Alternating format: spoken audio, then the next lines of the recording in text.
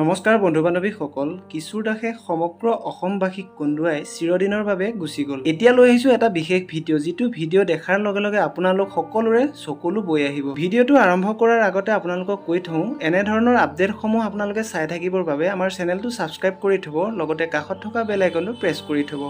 বলক এতিয়া আমি ভিডিঅ'টোৰ ফালে আগবাঢ়োঁ। বন্ধু বান্ধৱীসকল, প্ৰত্যেকজন মানুহৰে এটা সপোন থাকে, কিন্তু সেই সপোন বাস্তৱত ৰূপায়িত কৰিবলৈ প্ৰত্যেকজন মানুহ সক্ষম নহয়। আমাৰ সকলোৰে মৰমৰ অভিনেতা কিশোৰ দাসৰো আছিল এটা সপোন যে এখন ধুনীয়া ঘৰ সাজি ভালদৰে জীৱন অতিবাহিত কৰা।